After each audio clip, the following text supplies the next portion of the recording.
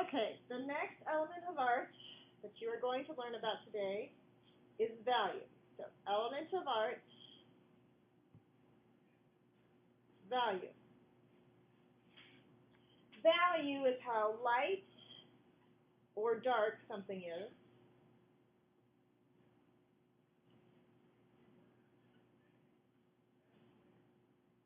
So we go from a range of white to almost black with a bunch of grays between.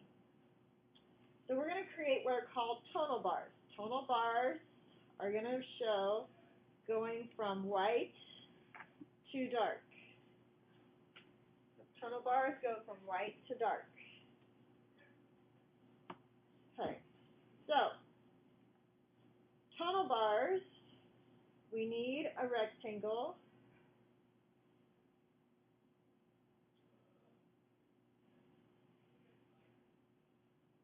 And I need to break that rectangle up into about 7 sections because we're going to get several grays between the white and the dark. So I need 6 lines, about equal sections, but if you're not perfect, that's okay because we're not using a ruler.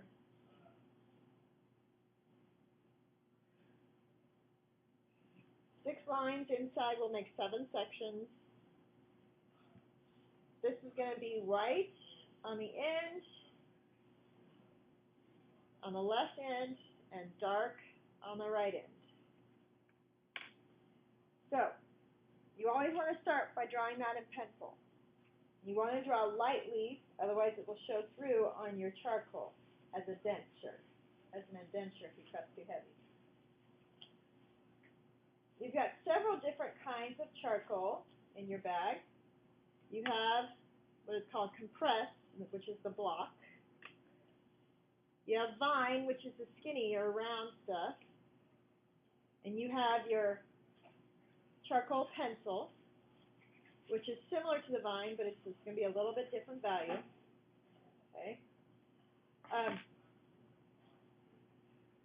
This first tonal bar, we're just going to go from a light white to dark just by shading it in. So my compressed is going to be the darkest. So I'm going to put my dark down here.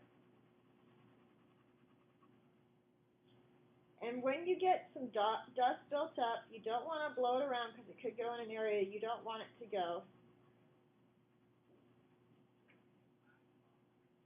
You can just kind of tap it on. You should have newspaper underneath and tap it onto your newspaper so it can collect on the newspaper. And then I'm going to move on to my pencil. And this time I'm going to draw some hatching lines, which pretty much filled it in, didn't I? Okay, we'll go with filling it in with the colored pencil, charcoal pencil.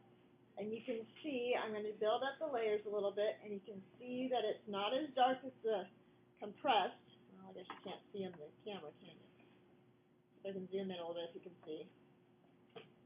You see a little bit of a difference. This is lighter than that. I'm going to go a single layer now with this. Don't go back on top of it because you want to keep it lighter. Okay, now this time I'm going to kind of spread it out. And I'm going to smear it with my finger.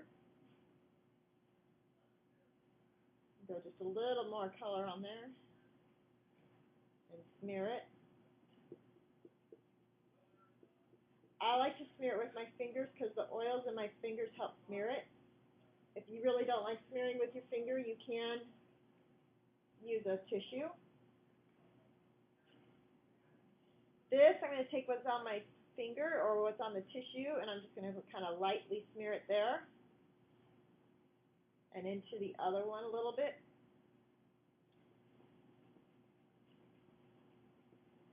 So that one needs to go a little bit darker, so I'm just going to add a little bit on there. Kind of lighten it up a little bit by smearing it, and so that I don't put much in there for lines. I want to get rid of my lines. So there's my first tonal bar. Go from light to very light to a little bit darker, gradually getting darker to the darkest. That's my first tonal bar. My next tonal bar, draw the same kind of grid, rectangle, 7 rectangles inside, so 6 lines.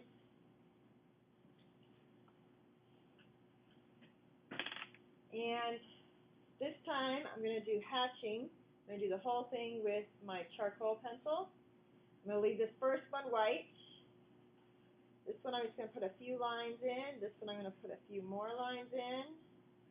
I'm going to keep building it up. Hatching means they're parallel lines used for shading.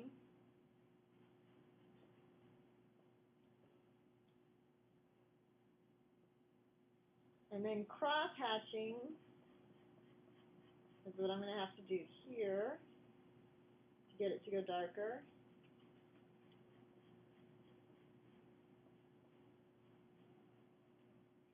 And this last one is going to need a lot of lines cross hatching.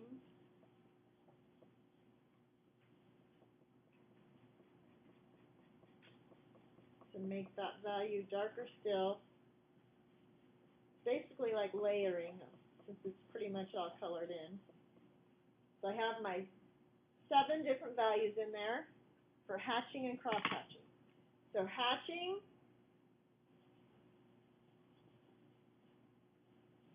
and cross hatching are parallel lines used for shading. Hatching and cross hatching are parallel lines used for shading.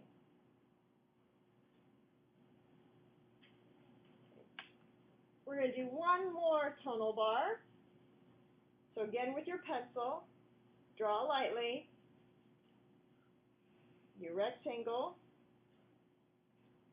break it up into 7 sections.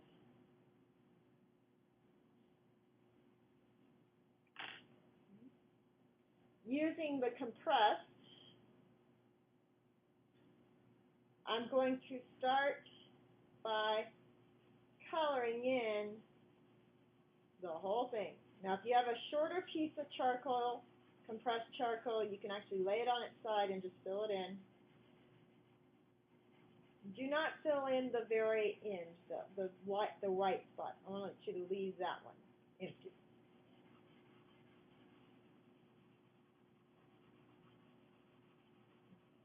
Get a good layer of dark on there. Remember, don't blow because it could blow into somebody's face. Just give it a good tap. Okay, now I'm going to take my kneaded eraser and I'm going to erase some of it to lighten it. So as my eraser gets dirty, I just fold it over and roll it onto itself to get to a clean spot. I always start in the light area, pick it up again and fold it over.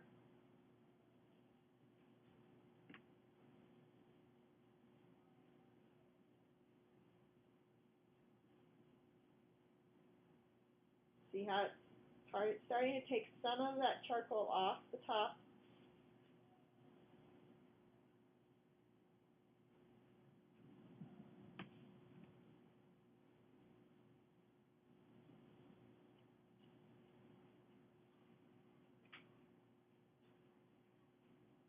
The more I erase, the lighter it will get, but it won't actually ever go to completely white again.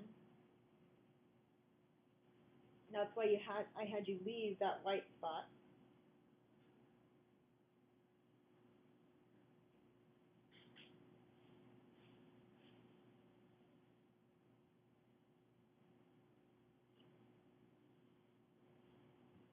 You can see how it goes from white to blending into the darker.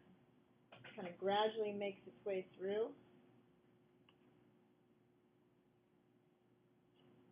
There you go. Now you can see that a little better. And that is compressed first,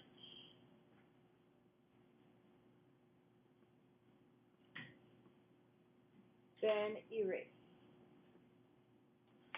Now, if you want really fine details in the eraser, then you can always use this one. It doesn't do as well as the kneaded because you can't fold it over and you clean it up a little bit, but you can erase some of it and then brush it off with that. So you can do some erasing with this light pencil-like eraser, but not as nicely as the kneaded eraser. This kneaded eraser, you can shape it into whatever shape you need. If you need a fine point, then you kind of squish it into an edge. And you erase that edge into there.